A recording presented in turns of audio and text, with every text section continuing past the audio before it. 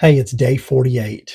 Day 48 of 100 days reading through the New Testament. Today we're reading John 18 and 19, starting in John 18. When he had finished praying, Jesus left with his disciples and crossed the Kidron Valley. On the other side, there was a garden, and he and his disciples went into it. Now, Judas, who had betrayed him, knew the place because Jesus had often met there with his disciples. So Judas came to the garden, guiding a detachment of soldiers and some Pharisees from the chief priests and the Pharisees. They were carrying torches, lanterns, and weapons. Jesus, knowing all that was going on to happen, knew all that was going to happen to him, went out and asked them, "Who is it you want?" "Jesus of Nazareth," they replied. "I am he," Jesus said. And Judas the traitor was standing there with them. When Jesus said, "I am he," they drew back and fell to the ground. Again he asked them, "Who is it you want?" "Jesus of Nazareth," they said. Jesus answered, "I told you that I am he. If you are looking for me, then let these men go." This happened so that the words he had spoken would be fulfilled. "I have not lost one of those you gave me." Then Simon Peter, who had a sword, drew it and struck the high priest's servant, cutting off his right ear. The servant's name was Malchus. Jesus commanded Peter, "Put your sword away. Shall I not drink the cup of the Father has given me?" Then the detachment of soldiers with its commander and the Jewish officials arrested Jesus. They bound him and brought him first to Annas, who was the father-in-law of Caiaphas, the high priest that year. Caiaphas was the one who advised the Jewish leaders that it would be good if one man died for the people. Simon Peter and the other disciples were following Jesus. Because this disciple was known to the high priest, he went with Jesus into the high priest's courtyard. But Peter had to wait outside at the door. The other disciple, who was known to the high priest, came back, spoke to the servant girl on duty there, and brought Peter in. "You aren't one of these man's disciples too, aren't you?" she asked Peter. He replied, "I am not." It was cold, and the servants and the officials stood around a fire they had made to keep warm. Peter also was standing with them, warming himself. Meanwhile, the high priest questioned Jesus about his disciples and his teaching. "I have spoken openly to the world," Jesus replied. "I always taught in the synagogues or at the temple, where all the Jews come together. I said nothing in secret. Why question me? Ask those who heard me. Surely they know what I said." When Jesus said this, one of the officials nearby slapped him in the face. "Is this the way you answer the high priest?" he demanded. "If I say something wrong," Jesus replied, "testify as to what is wrong. But if I spoke the truth, why did you strike me?" Then Annas sent him bound to Caiaphas, the high priest. Meanwhile, Simon Peter was still standing there warming himself. So they asked him, "You aren't one of his disciples too, are you?" He denied it, saying, "I am not." One of the high priest's servants, a relative of the man whose ear Peter had cut off, challenged him. "Didn't I see you with him in the garden?" Again, Peter denied it, and at that moment a rooster began to crow. Then the Jewish leaders took Jesus from Caiaphas to the palace of the Roman governor. By now it was early morning, and to avoid ceremonial uncleanliness, they did not enter the palace, because they wanted to be able to eat the Passover. So Pilate came out to them and asked, "What charges are you bringing against this man?" "If he were not a criminal," they replied, "we would not have handed him over to you." Pilate said, "Take him yourselves and judge him by your own law." "But we have no rights to execute anyone," they objected. This took place to fulfill what Jesus had said about the kind of death he was going to die. Pilate then went back inside the palace, summoned Jesus, and asked him, "Are you the king of the Jews?" "Is that your own idea?" Jesus asked, "or did others talk to you about me?" "Am I a Jew?" Pilate replied. "Your own people and chief priests handed you over to me. What is it you have done?" Jesus said, "My kingdom is not of this world. If it were, my servants would fight to prevent my arrest by the Jewish leaders. But now my kingdom is far from another place." "You are a king, then," said Pilate. Jesus answered, "You say that I am a king. In fact, the reason I was born and came into the world is to testify to the truth. Everyone on the side of truth listens to me." "What is truth?" retorted Pilate. With this, He went out again to the Jews gathered there and said, I find no basis for a charge against him, but it is your custom for me to release to you one prisoner at the time of the Passover. Do you want me to release the king of the Jews?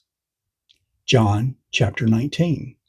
Then Pilate took Jesus and had him flogged. The soldiers twisted together a crown of thorns and put it on his head. They clothed him in a purple robe and went up to him again and again, saying, Hail, King of the Jews! And they slapped him in the face. Once more, Pilate came out and said to the Jews gathered there, Look, I am bringing him out to you to let you know that I find no basis for a charge against him. When Jesus came out wearing the crown of thorns and the purple robe, Pilate said to them, Here is the man. As soon as the chief priests and their officials saw him, they shouted, Crucify, crucify.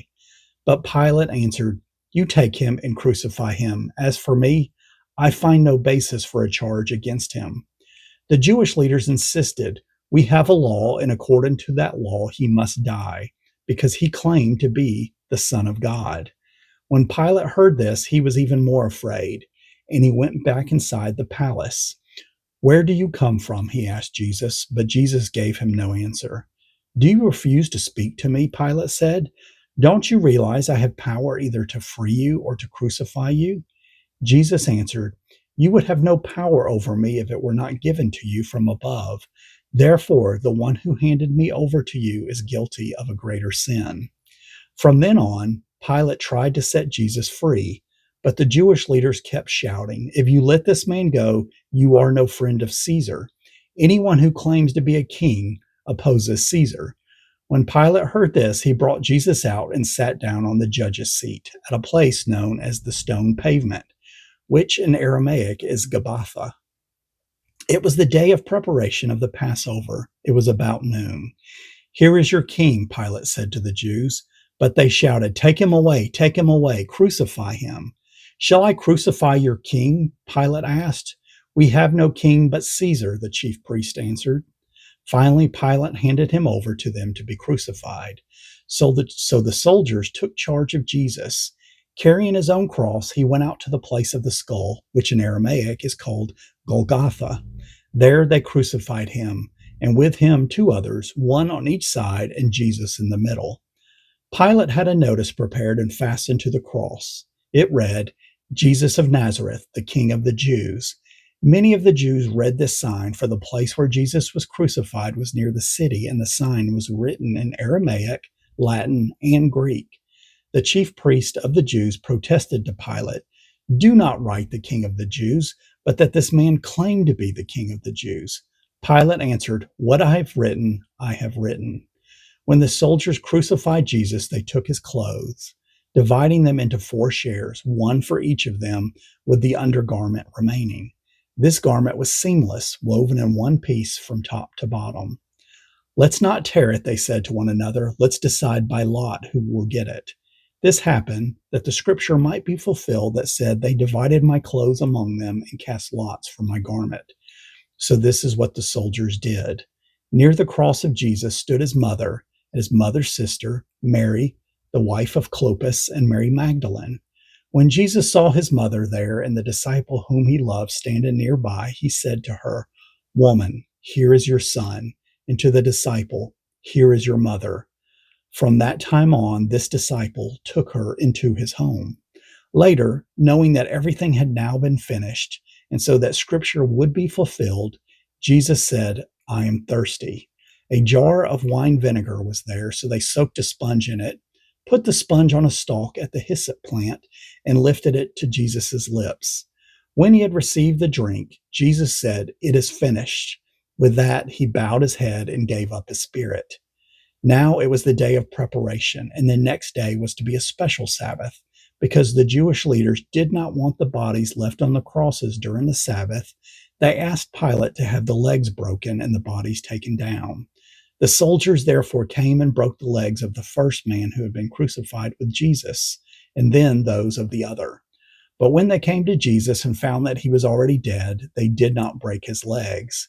Instead, one of the soldiers pierced Jesus' side with a spear, bringing a sudden flow of blood and water. The man who saw it has given testimony, and his testimony is true. He knows that he tells the truth, and he testifies so that you also may believe. These things happen so that the scripture would be fulfilled. Not one of his bones will be broken. And as another scripture says, they will look on the one they have pierced. Later, Joseph of Arimathea asked Pilate for the body of Jesus. Now, Joseph was a disciple of Jesus, but secretly because he feared the Jewish leaders. With Pilate's permission, he came and took the body away. He was later accompanied by Nicodemus, the man who earlier had visited Jesus at night. Nicodemus brought a mixture of myrrh and aloes, about 75 pounds.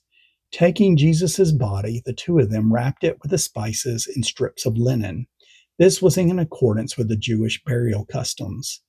At the place where Jesus was crucified, there was a garden, and in the garden a new tomb, in which no one had ever been laid. Because it was the Jewish day of preparation, and since the tomb was nearby, they laid Jesus there. That was John chapters 18 and 19. I hope you read along, and I hope that you'll join me tomorrow for day 49. We're going to finish up John and start into Acts. I'll see you tomorrow.